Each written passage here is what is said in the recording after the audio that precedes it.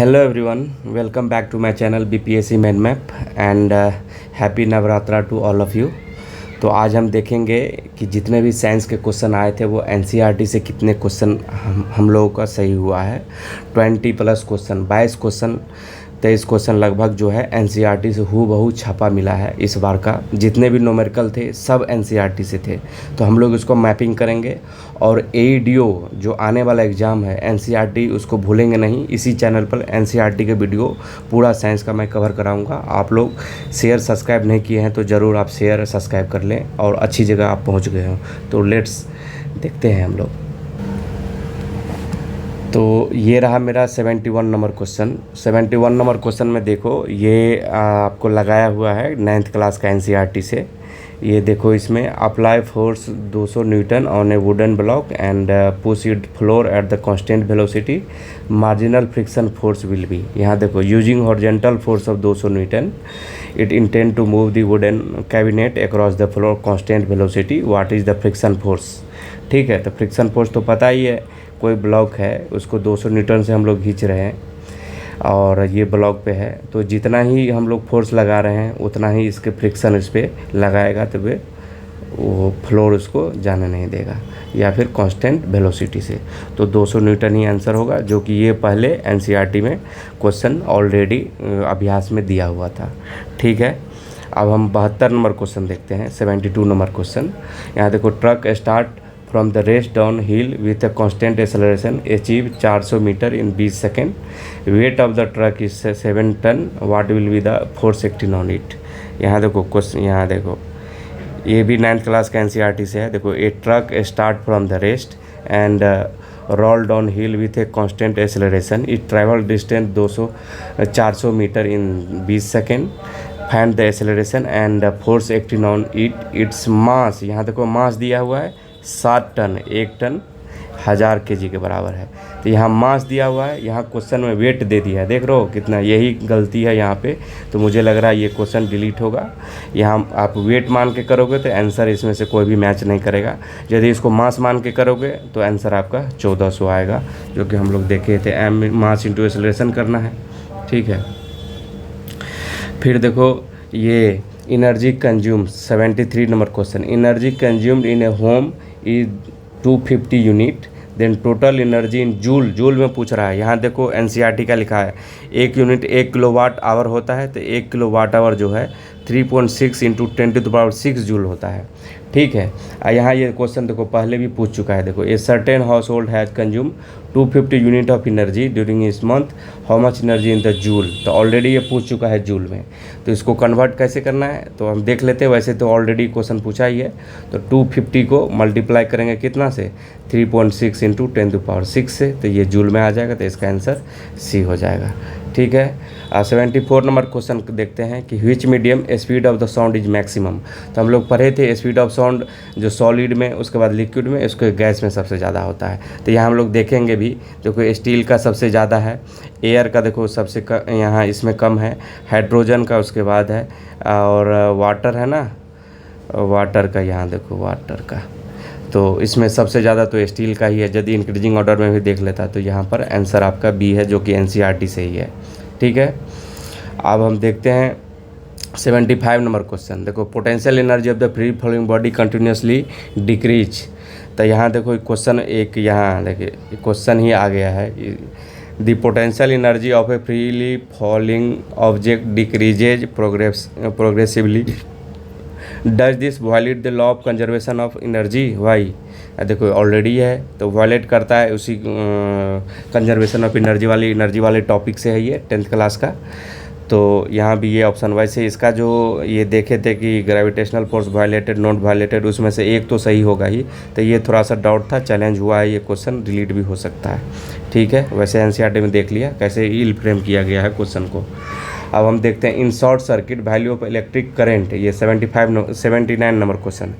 In the short circuit value of electric current in the time circuit. यहाँ time circuit क्या है, यहाँ देखो इन द ये देखो प्रैक्टिस जो क्वेश्चन दिया रहता है एनसीईआरटी में वहीं से दिया हुआ है।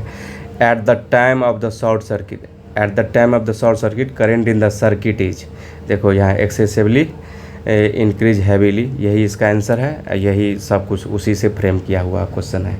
ठीक है, अब 80 नंबर क्वेश्चन देखते हैं कि which device is protect electric shock.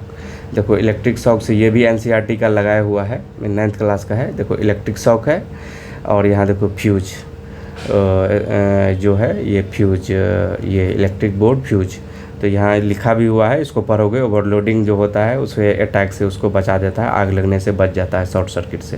तो ये देखो फ्यूज से प्रिवेंट द डैमेज, तो ये वहाँ से ही क्वेश्चन है। उसके बाद देखो ये 12 से क्वेश्चन था, pH value of 0.1 normality HCl।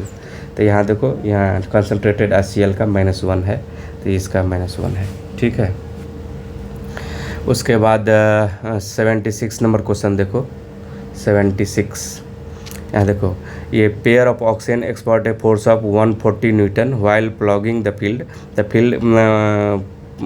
15 metre long, work done in ploughing the length of the field. यहाँ देखो, ये यहाँ प्रैक्टिस जो क्वेश्चन दिया हो रहा था उसी में, a pair of bullock cart exert a force of 140 newton a plough field is plough, देखो 15 metre, how much work done in the ploughing the length.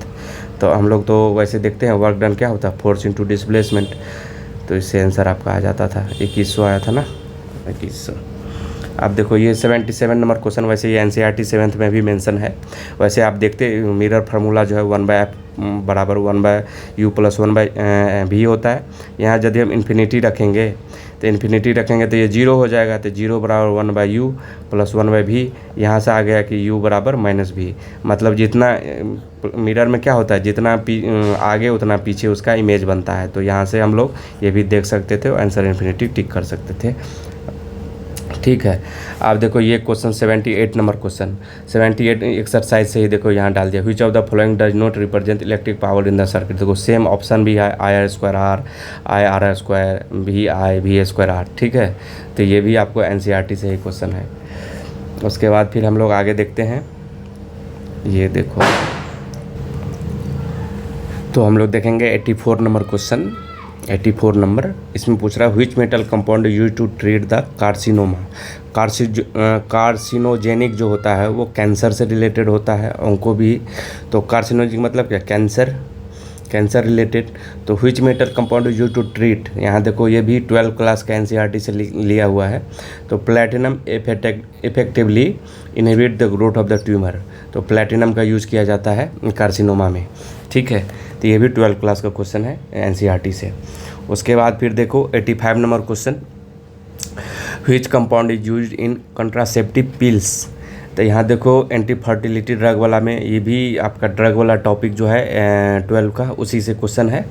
तो इसमें लोवेनोगेस्ट्रोल जो है, लोवेनोगेस्ट्रोल जो है, देखो यहाँ पे लिखा हुआ है। तो ये भी क्वेश्चन जो है लोवेनोगेस्ट्रोल, ये जो है एंटी कंट्रासेप्टिव पिल में यूज होता है, यहाँ लिखा भी है, इसको पढ़ोगे तो आपको widely use in the anti fertility drug. ठीक है, उसके बाद हम लोग देखते हैं 88 नंबर क्वेश्चन। 88 नंबर देखो, यहाँ फुल फॉर्म ऑफ PHBV का बायोडिग्रेडेबल पॉलीमर के बारे में पूछा है। यहाँ देखो, यहाँ लिखा हुआ है पोली बीटा हाइड्रोक्सी ब्यूटरेट को बीटा हाइड्रोक्सी वेलेरेट दिया हुआ है ना, वेलेरेटिक एसिड। तो ये भी एनसीईआरटी से ही पॉलीमर टॉपिक से है। तो यहाँ देखो पॉली हाइड्रोक्सी ब्यूटारेट, यहाँ 3 लिखा हुआ है, यहाँ मतलब 3 जो है, ये hydroxy butanoic acid and hydropentanoic acid, 3 इसलिए 3 इसको लिखा हुआ है। तो PHBV बायोडिग्रेडेबल पॉलीमर है, तो ये भी आपका एनसीईआरटी से ही ट्रेस है। उसके बाद देखते हैं 89 नंबर क्वेश्चन, देखो यहाँ हार्मोन इज सेक्रेटेड बाय, तो ये भी देखो एनसीईआरटी का ही है। तो endocrine gland lack duct hence called ductless gland and their secretion are called hormone.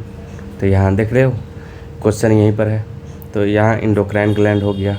ठीक है, ये भी एनसीईआरटी से था। 19 नंबर क्वेश्चन पैरासिटिक वाला, सिंप्लेक्स वायरस एंड ह्यूमन के बीच में, ये भी एनसीईआरटी से है। पैरासिटिज्म, वो पैरासिटिज्म में भी इंडो पैरासिटिज्म आ जाता है, मतलब ये सब सेट हो गया, ये हो गया यदि पैरासिटिज्म तो ये इंडो पैरासिटिज्म हो गया, तो दोनों हो सकता है। तो हमको लगता है यही सही है, इसलिए कि ये इसको एड्रेस कर ले रहा है, तो ये भी एनसीईआरटी से है। उसके बाद देखते हैं ये 91 नंबर क्वेश्चन कि which globulin is the first to be produce response to infection. यहाँ देखो इसमें एंटीजन जो होता है वो IgA, IgM, IgE और IgG इस तरह के 5 बनते हैं ये एंटीबॉडी। उसमें शरीर में जब किसी रोगजनक से पहली बार सामना करना होता है तो पहले IgM एंटीबॉडी बनती है। ठीक है, तो IgM इसका हो, ये भी NCERT का इंग्लिश में मेंशन है, तो ये भी NCERT से ट्रेस था। उसके बाद देखते हैं हम 92 नंबर क्वेश्चन लिख रहा है biological membrane are composed of. यहाँ देखो प्लाज्मा मेम्ब्रेन है वो भी सेम ही है, तो आपका लिपिड एंड प्रोटीन मेनली। ठीक है, लिपिड एंड प्रोटीन। ठीक है, तो ये भी आपका NCERT से हो गया। उसके बाद जाइलम 96 नंबर क्वेश्चन देखो, xylem is responsible which of the following function. तो यहाँ देखो लिखा ही हुआ है क्या, it transport water and mineral vertically. तो यही ट्रांसपोर्ट वाटर एंड मिनरल, तो यही water transport water and dissolve mineral, ये भी NCERT से था।